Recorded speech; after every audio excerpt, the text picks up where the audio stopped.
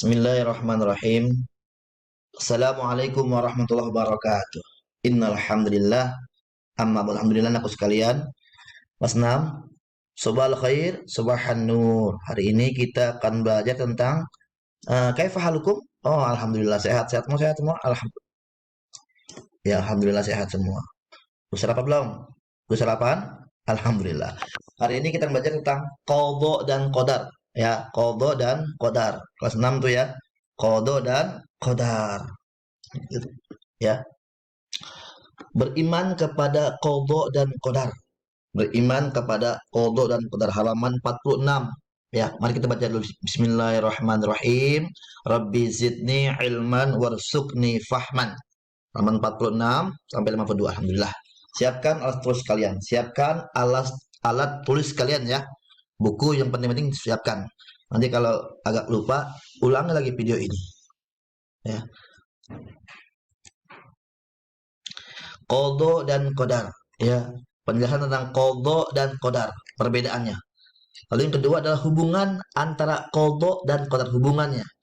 Kaitan antara qadha dan qadar. Yang ketiga adalah beriman kepada qadha dan qadar. Lalu yang keempat adalah hikmah. Hikmah beriman kepada qadha dan qadar. Anak sekalian, sebagaimana kita ketahui bahwasannya rukun iman yang keenam adalah meyakini dan percaya qadha dan qadar. Subhanallah. Betapa kita betul-betul diurutkan tuh. Yang beriman yang pertama kan, rukun iman pertama kepada Allah, malaikat, kepada kitab-kitab, kepada rasul-rasul Allah, kepada 5 pada hari kiamat, dan 6 qadha dan qadar. Qadha dan qadar ini yang paling berat nih. Beriman kepada qadha dan qadar. Kenapa? Mestinya kita sudah selesai itu. Pada Allah, malaikat, kitab-kitab, rasul, hari kiamat, dan yang keenam ini qadha dan qadar. Kenapa? Karena harga kita sudah kuat menerima ketentuan Allah. Qadha ya, qadha menurut bahasa artinya keputusan atau ketetapan. Keputusan, ketetapan berarti qadha ya. Sementara menurut istilah, qadha itu adalah keputusan atau ketetapan Allah terhadap semua makhluknya. Ya, ketetapan Allah terhadap semua makhluknya yang telah ditetapkan sejak zaman azali, zaman dahulu, zaman perencanaan Allah Ta'ala. Ya, sudah ditetapkan tuh, itu namanya qadha. Keputusan Allah, ketetapan Allah terhadap semua makhluknya sejak dahulu, zaman azali, sejak zaman sebelum diciptakan alam raya ini. Qadha merupakan urusan Allah. Oleh karenanya, itu segala sesuatu yang menimpa manusia, baik berupa kelahiran, kematian, rezeki, jodoh, musibah, itu semua ketetapan Allah. Itulah disebut dengan qadha. Itu dengan qadha. Ya, Allah Ta'ala mengatakan surat Al-Hadid ayat 22. Ya, Al-Hadid ayat 22 ini tentang qadha dan qadar. Apa itu? Ma asaba min musibatin fil ardi wala fi anfusikum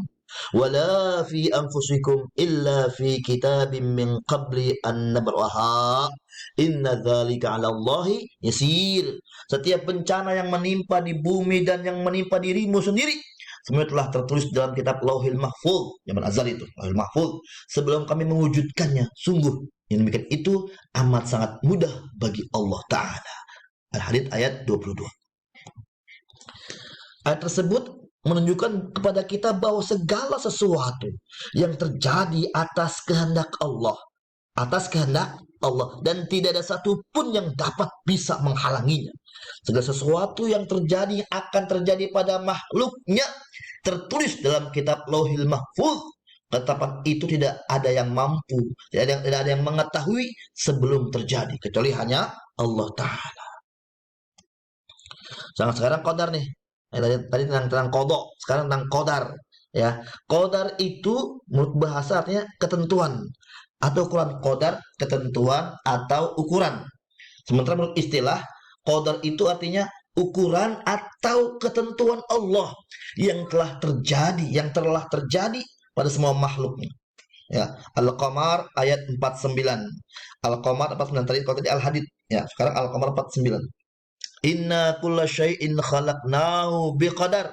Sungguh kami menciptakan semua segala sesuatu itu menurut segala ukurannya. Ukurannya, ya. Ukuran misalnya nih, si A rezekinya ukurannya sekian. Si B tahun sekian tahun usianya. Ya, di sana hujan di daerah A ukuran sekian, kemarau di daerah B sekian. Tetapi udah ada ukurannya dan lain sebagainya. Begitupun kehidupan di muka bumi ini. Misalnya matahari terbit dari timur dan tenggelam di arah barat. Benda jatuh ke bawah, tanaman tumbuh ke atas. Nah, semua itu adalah ketentuan Allah yang dapat disebut dengan sunatullah atau kehendak Allah Ta'ala. Dan itulah qadarnya Allah Ta'ala. Ya, apa hubungannya sekarang? Hubungan antara qada dan qadar. Kalau qada artinya keputusan atau ketetapan Allah, keputusan atau ketetapan Allah, sedangkan qadar adalah ukuran atau ketentuan yang terjadi terhadap semua makhluknya. Ya, manusia tidak akan mungkin mengetahui qada dan qadar takdirnya. Ya, qada dan qadar ini pun kalau digabung disebut dengan takdir. Takdir, ya. Jadi sekali lagi, qada itu keputusan atau ketetapan, dan qadar itu ukuran atau ketentuan. Takdir terbagi dua macam, ya, atau takdir, ya. Takdir, ada takdir namanya takdir muallak, ada takdir namanya takdir mubram. Takdir muallak, takdir mubram. Ada dua tuh, ya. Takdir muallak apa itu? Takdir muallak itu masih apa, kalau muallak itu tergantung maksudnya. Bahasa tergantung, muallak pun tergantung. Muallak itu, takdir muallak adalah ketentuan Allah yang mungkin dapat berubah. Mungkin dapat berubah dengan ikhtiar manusia dan berdoa. Misalnya orang yang malas belajar dapat jadi pinter, jadi pandai kalau dia mau rajin belajar. Itu namanya muallak, ya. Bisa berubah. Ya, orang yang memiliki rezeki sedikit dapat jadi kaya raya jika dia mau bekerja keras, jika dia mau usaha. Itu namanya mualak. Ya, masih bisa dapat dirubah. Yang bodoh jadi pandai kalau belum belajar. Yang miskin jadi kaya, dia mau jadi cukup kalau dia mau usaha keras. Itu mualak. Nah, sekarang mubram nggak bisa berubah. Mubram itu tidak bisa berubah, tetap mubram itu. Ketentuan Allah yang tidak dapat diubah oleh manusia, nggak dapat diubah, ya. Misalnya apa? Misalnya hari kiamat itu kan pasti datang tuh. Kapan kiamat? Jumat, bukan cuma besok, bukan. Wah, Jumat entah sampai kapan. Dan insya Allah kalau kita masih banyak nyebut nama Allah, kiamat akan masih lama. La taqumus sa'atu hatta an la yuqala fil ardi Allah Allah. Tidak akan datang hari kiamat, ya, akan ditunda hari kiamat kalau masih ada orang menyebut nama Allah Allah. Kematian nggak bisa dirubah itu, namanya mubram, ya. Mubram sudah ada ketentuannya, kapan kita mati, jam berapa, di mana, itu mubram. Ya, anakku sekalian, sudah bisa dipahami ya, apa itu yang namanya muallak, apa itu mubram, apa itu qada, apa itu qadar, ya. Tugas di buku tulis. Satu, apa itu qada dan qadar menurut bahasa dan istilah? Apakah itu qada dan qadar menurut bahasa dan istilah? Nanti bisa dibuka lagi nih buku ini, ya, video ini, dan bisa dilihat di bukunya. Perbedaan antara qada dan qadar menurut bahasa dan istilah, ya. Lalu yang kedua adalah tuliskan Quran surat Al-Hadid ayat 22 tentang qada, ayat 22 beserta artinya. Yang ketiga, jelaskan hubungan qada qadar. Hubungan qada qadar yang tadi saya jelaskan tuh, hubungan antara qada dan qadar. Erat kaitannya.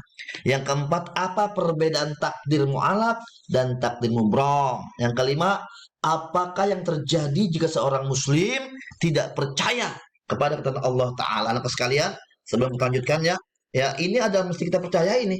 Ya, seluruh qada Allah itu mesti kita percayai. Kalau tidak kita percayai, maka hukumnya kita bisa kufur atau kafir. Kenapa? Karena kita mengingkari tentang apa? tauhid kita, akidah kita. Ya, ini menurut Ahlus Sunnah wal Jamaah. Ya, oleh karena itu kita mesti yakin dan percaya tentang qadha dan qadarnya Allah Ta'ala. Demikianlah benar hari ini ya kita ucapkan alhamdulillah bersama-sama. Sebelumnya tadi saya pahami tadi ya. Nanti bisa diulang lagi tuh video ini dan bisa lihat di bukunya. Semoga Allah memberkahi pertemuan kita, Allah membuat kita futuh, memberikan kita ilmu yang manfaat, ilmu yang futuhal arifin. Barakallahu fikum jami'an. Barakallahu fikum jami'an. Wallahu fi aqwamit thariq wa afu minkum. Wassalamualaikum warahmatullahi wabarakatuh.